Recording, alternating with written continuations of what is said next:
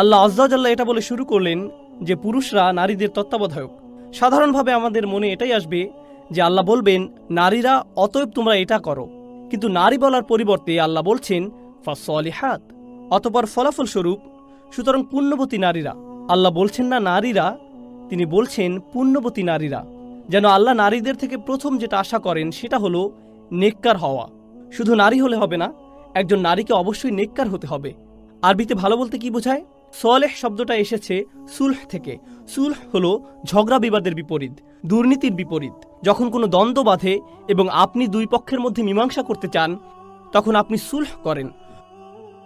অর্থাৎ পুণ্যবতী স্ত্রীরা পরিবারের সকল দ্বন্দ্ব অবসানের উৎস, তারা শান্তি এবং সমন্বয়ের উৎস। তাদের কারণে রাগ প্রশমিত হয়ে যায়, তাদের কারণে কণ্ঠস্বর নিচু হয়ে যায়, তারা প্রশান্তির উৎস। তাদের কথাবার্তা বুদ্ধিবৃত্তিক, তারা পরিবারের সংস্কারের উৎস। যদি কোনো দ্বন্দ্ব বাধে বা কোনো ধরনের কোনো দুশ্চিন্তা হয়, তাহলে স্বামী জানে যে স্ত্রীর কাছে গেলে সে শান্তি অনুভব করবে। আপনারা কেউ কেউ হয়তো ভাবছেন যে সিরিয়াসলি, যেখান থেকে সকল বিবাদ শুরু হয় আপনি আমাকে বলছেন সেখানে গিয়ে সকল বিবাদের অবসান হওয়ার কথা? কারণ আমার বাড়িতে সে ছাড়া কেউ উচ্চস্বরে কথা বলে না, আর আমার বাড়িতে সে ছাড়া কেউ রেগে থাকে না। পুরুষরা নিজেদের দায়িত্ব যথাযথভাবে পালন করে না, আর স্ত্রীরাও নিজেদের দায়িত্ব যথাযথভাবে পালন করে না। এতে করে তারা একে অপরের জন্য বিশাল মানসিক চাপ এবং দ্বন্দ্বের কারণ হয়ে যায়। আল্লাহ এটা বলে শুরু করছেন যে তারা সংশোধনের উৎস, তারা স্থির, তারা শান্ত। প্রকৃতপক্ষে তারা নিজেরাই হলো শান্তি, তারা নিজেরাই যেন কল্যাণ, তারা সকল দুশ্চিন্তা দূরীকারিণী। এটা হলো প্রথম বৈশিষ্ট্য। তারপর আল্লাহ বলছেন অনিততুন, আনুগত্যকারী। কেউ কেউ এটার ব্যাখ্যা করেছেন এভাবে যে আল্লাহর প্রতি আনুগত্যকারী। এটাও সঠিক, তারা আল্লাহর প্রতি আনুগত্যকারী। মুফাসসিরগণ বলেছেন যে এটা আল্লাহর প্রতি আনুগত্য, যেমন আল কুনুতু লিল্লাহ, আনুগত্য আল্লাহরই জন্য। আল্লাহ বলছেন উমুলিল্লাহি কানিতিন, আর আল্লাহর সামনে একান্ত বিনীতভাবে দাঁড়াও, অর্থাৎ শুধুমাত্র আল্লাহর প্রতি এমন চির অনুগত থাকো। কিন্তু এখানে এই প্রসঙ্গের সাথে এটার সম্পর্ক কি? কারণ যদি একাংশ এমন হয় যে পুরুষদের নারীদের জন্য এটা করা উচিত, তাহলে সাধারণভাবেই আমরা ভাবি যে এর পরের অংশ এমন হবে যে নারীদের পুরুষদের জন্য এটা করা উচিত। তাহলে এর মাঝখানে কেন আল্লাহ এমনটা বলছেন? হ্যাঁ, তারা পুরুষদের জন্য এগুলো করবে, কিন্তু এই অংশটা আল্লাহর জন্য। এখানে এটা বলার কারণ হলো নারীদের এটা স্মরণ রাখা উচিত যে যখন তারা প্রশান্তির উৎস হয়, যখন তারা পরিবারের শান্তি এবং সাকিনা হয়, তখন তারা এর মাধ্যমে আল্লাহর প্রতি আনুগত্য প্রকাশ করে। তাদের এটা বুঝতে হবে যে একমাত্র তারাই পরিবারকে শান্ত রাখতে পারে, আর একমাত্র তারাই পরিবারে আগুন জ্বালাতে পারে। ঠিক যেমন এয়ার কন্ডিশনার ঘরের তাপমাত্রা নিয়ন্ত্রণ করে, তেমনিভাবে নারীরা ঘরের আবেগ অনুভূতির তাপমাত্রা নিয়ন্ত্রণ করে। এই নিয়ন্ত্রণ তাদের হাতে, আর তাদের উচিত এই তাপমাত্রা ঠান্ডা রাখা, কারণ এটার মাধ্যমে তারা আল্লাহ তাআলারই আনুগত্য করে। এটার মাধ্যমে তারা আল্লাহর প্রতি অনুগত হওয়ার অধীর আগ্রহ প্রকাশ করে। তাদের উচিত পরিবারের শান্তির উৎস হওয়া। পরিবারে নারী পুরুষ উভয়েরই শান্তি বজায় রাখতে তৎপর থাকা উচিত। পুরুষরা সকল দিক থেকে নারীদের খেয়াল রাখে, আর তার বিনিময়ে নারীরা পরিবারের শান্তি বজায় রাখে।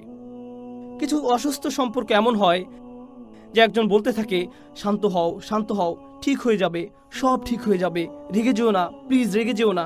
যতই সেগুলো বলে ততই অপরজন বলতে থাকে না, আমার সাথে কথা বলো না, আমাকে একা ছেড়ে দাও, ইত্যাদি ইত্যাদি। একজনের মেজাজ বিগড়ে থাকতে হবে। হয়তো স্বামী খুব রেগে আছেন আর স্ত্রী তাকে শান্ত করার চেষ্টা করছে, অথবা স্ত্রী রেগে আছে আর স্বামী তাকে শান্ত করার চেষ্টা করছে, আর তারা এটাকে এক ধরনের ক্ষমতা, আরেকজনকে নিয়ন্ত্রণের একটা পদ্ধতি হিসেবে দেখে। ভাবে যে আজকে তাকে সুযোগ মতো পেয়েছি, এখন যদি আমি শান্ত হয়ে যাই তাহলে আমি হেরে যাব, এখন এই সুযোগের সদ্ব্যবহার করতে হবে, আরো অনেকক্ষণ রেগে থাকবো। এই বিষয়টাকে কত দূর টানতে পারি দেখি। কাউকে নিচু করা, দমিয়ে রাখা আল্লাহ আজ্জা ওয়া জাল্লার নির্দেশের বিপরীত। আল্লাহ তাআলা বলছেন অনিততুন। তারপর তিনি নারীদের জন্য আরেকটি দায়িত্ব যোগ করেছেন। তিনি বলেছেন হাফিজাতুল লিল গায়ব, তারা লোকচক্ষুর অন্তরালে হেফাজতকারিনী। এটার অর্থ কি? এটার অর্থ হলো যখন স্বামী বাইরে কাজে থাকেন তখন স্ত্রী এমন কোনো কাজ করবে না যা তার স্বামী পছন্দ করেন না। সে এমন কারোর সাথে কথা বলবে না যার সাথে কথা বলা তার স্বামী পছন্দ করেন না। তার এমন কোনো বান্ধবী নেই যাদের সাথে বন্ধুত্ব করা তার স্বামী পছন্দ করেন না। স্ত্রী তার স্বামীর পিছনে তাকে নিয়ে এমন কোনো আলোচনা করবে না যেটা তিনি জানতে পারলে পছন্দ করবেন না। স্বামী স্ত্রীর মধ্যকার গোপন কথা স্ত্রী তার মা, বোন বা অন্য কাউকে বলবে না, কারণ গোপন কথা তার সুরক্ষিত রাখা উচিত। অন্যদের সাথে স্বামী স্ত্রীর মধ্যকার গোপনীয়তা রক্ষা করে চলা উচিত। তবে স্ত্রী যদি নির্যাতনের শিকার হন, স্বামী যদি স্ত্রীকে মারধর করে, গালি দেয়, স্ত্রীর সাথে আবোল তাবোল কিছু করে, তখন স্ত্রীর উচিত হবে এমন কারো শরণাপন্ন হওয়া যে তাকে সাহায্য করতে পারবে।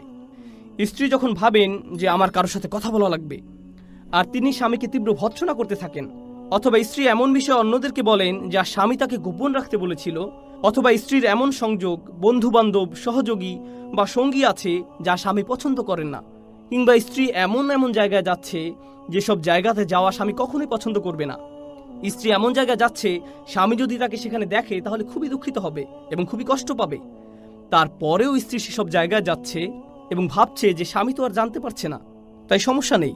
আল্লাহ বলছেন হাফিজাতুল লিল গায়ব, তাদেরকে লোকচক্ষুর অন্তরালে হেফাজতকারিনী হতে হবে। এর একটা অর্থ হলো স্ত্রী সে সকল বিষয় হেফাজত করবে যা স্বামীর কাছে অপ্রত্যক্ষ। বিমা হাফিজাল্লাহ, আল্লাহ যা হেফাজতযোগ্য করে দিয়েছেন। হাফিজাতুল লিল গায়ব বিমা হাফিজাল্লাহ, আল্লাহ যা হেফাজতযোগ্য করে দিয়েছেন লোকচক্ষুর অন্তরালে তারা তার হেফাজত করে।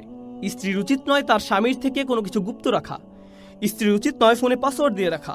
স্বামী যখন বলে তোমার ফোনটা কি দেখতে পারি, তখন স্ত্রী বলে না। কেন? না, দাঁড়াও আমি সবকিছু ডিলিট করে দেই। ঠিক আছে, এবার দেখতে পারো। কেন? স্ত্রীর ব্যক্তিগত সব কিছু স্বামীর সাথে শেয়ার করা উচিত। স্ত্রীরা স্বামীদের পোশাক স্বরূপ, স্বামীরা স্ত্রীদের পোশাক স্বরূপ। স্বামী অথবা স্ত্রীর থেকে কোনো কিছু লুকিয়ে রাখতে নেই। স্বামী স্ত্রীকে একে অপরের কাছে সম্পূর্ণ স্বচ্ছ থাকা উচিত। রাসূলুল্লাহ সাল্লাল্লাহু আলাইহি সাল্লাম তার স্ত্রীদের সাথে গোপন বিষয় নিয়ে আলোচনা করতেন। وإذ أسر النبي إلى بعض أزواجه حديثا, যখন নবী তার এক স্ত্রীকে গোপনে একটি কথা বলছিলেন সাল্লাল্লাহু আলাইহি সাল্লাম, রাসূলুল্লাহ সাল্লাল্লাহু আলাইহি সাল্লাম তার অতীব গোপনীয় এবং কঠিন সময়ে তার স্ত্রীদের কাছে গিয়েছিলেন।